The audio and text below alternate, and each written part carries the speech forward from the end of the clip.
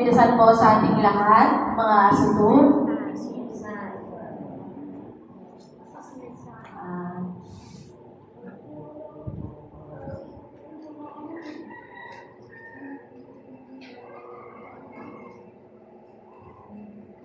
Umpisa pa lang po ng pagpupugay.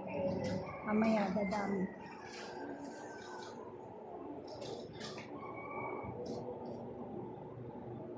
Magbabahagi po ako sa inyo ng mensahe na pinababa sa atin ng isang arkanghel sa kalangitan. Siya po ay pumanaog noong ikapito ng Enero, 2026. Siya ay si Arkanghel Samuel sa kalangitan. Magandang kaliwanagan sa lahat ng siyang nakikinig sa ating Amang nasa langit.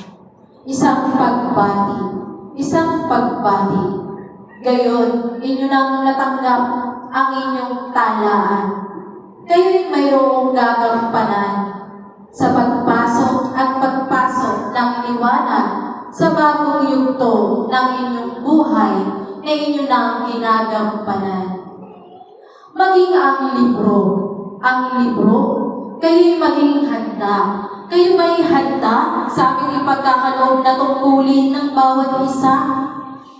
Inyo bang mapagkakalooban ng kahalagahan ang tungkulin aming ipagkakaloob? Kahalagahan na higit sa lahat ng inyong ginagampanan sa lupa. Gayon, sa inyong pagturan, aking mga kapatid, isa puso, sapagkat sa tungkulin ito ay lahat ay gagampanan. Muli aking ituturan, higit pa ang inyong pagkalooban ng kahalagahan ang tungkulin aming ipagkakaloob ng higit sa inyong ginagampanan sa lupa. Ngunit tilabay ng ilan lamang ang siyang sumasang-ayon. Gayon turanan ng lahat aking kapatid, inyong turanan ng lahat ng inyong mga kapatid na mayroong tungkulin at tungkulin. Ang siyang naglalathala sa libro. Tungkulin at tungkulin ng libro. Nais ko na kayo'y umanay. Tanging siyang sa hanay ng libro, ang siyang naglalathala at nagsasaayos. Yan. Di po ba, pinapila po tayo, bawat pinagalooban po ng mga hanay sa atin, at isa po ako sa kabilang sa hanay ng libro. Ngunit pumila rin po roon si Asitur Pilar, dahil siya rin po ay isa sa naturanan ng kabilang ng libro. Kaya lang, ang turan po sa kanya, Pilar, aking kapatid, ikaw ay may gagampanan, sapagkat ang libro ay hindi mo magagampanan. Sapagkat po siya ay laging nasa labas ng lugar na siyang naggagamot, nagbabahagi.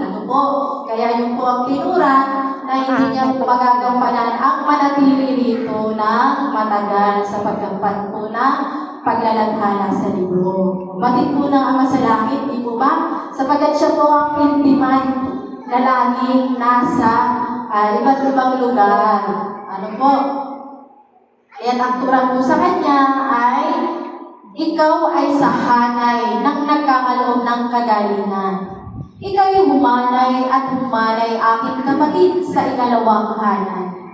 Pakatatandaan ang lahat ng siyang mayroong tungkulin. Tungkulin ginagampanan sa libro. Sa loob ng 22 na araw na yaon, kayo'y maglilibro. Kayo ay mananatili sa aming dalanginan. Hindi lamang upang maglathala, upang may saayos na malinis ang libro. Ito pa ay inyong magagampanan. Ayun po ang mga katanungan po sa ating mga naglilibro. Sa aming mga kapatid na nagkakaloob ng kagalingan, naglalakbay at maparoon kung saan-saan.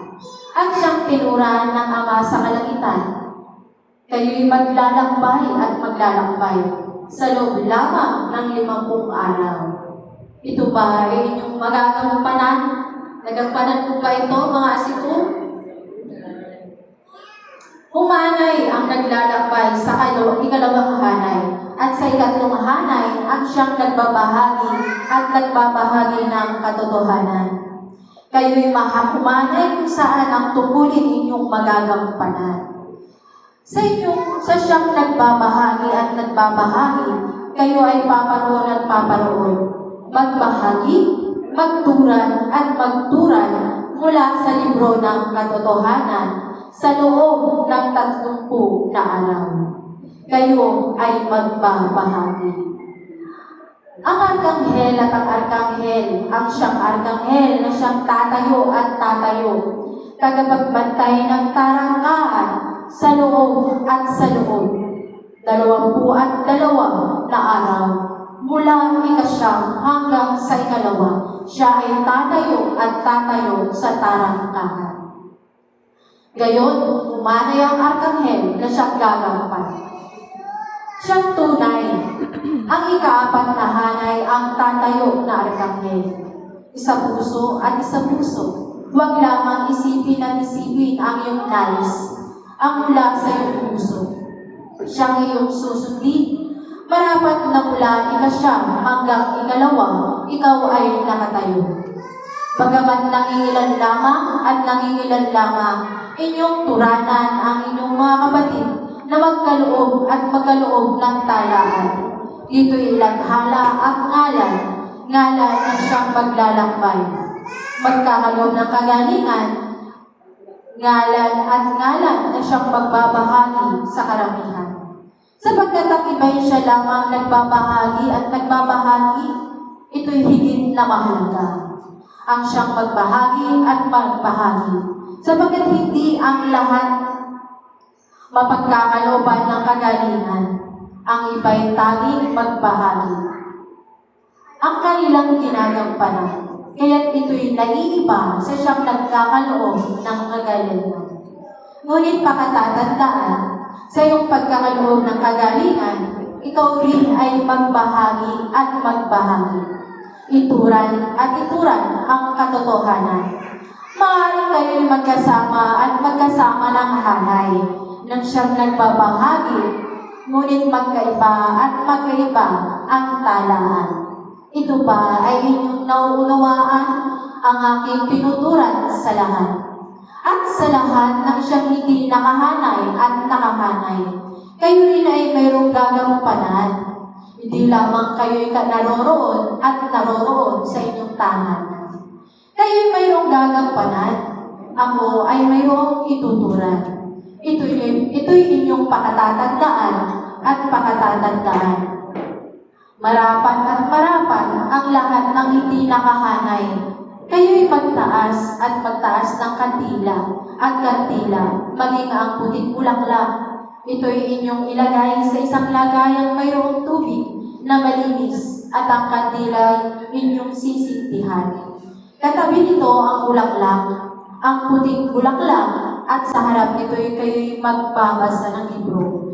Yung tungkulin yaon ang inyong gagampanan kung kayo'y hindi makalayo sa inyong tahanan. Pakatatandaan, sapagkat habang kayo'y nagbabasa sa libro ng Ama sa Kalangitan, marami ang namayapa sa inyo'y paroroon. Ngunit huwag matakot at matakot, sapagkat sila'y inyong tutulungan at tutulungan upang mapagkalooban ng liwanag. Ang kandila na yaon ay inyong sisindihan at magsisilbing kanilang liwanag mula ikasyam inyong pakatatandaan. Kayo ay magbabasa ng isa at dalawa. Kayo ay magbubuklat ng libro sapagkat kayo may hindi makagampan sa paglilibro, makapaglakbay at makapagbahagi, maging magsilbing arkanghel na babantay sa tarangkahan. Kayo'y magbabasa sa inyong tahanan.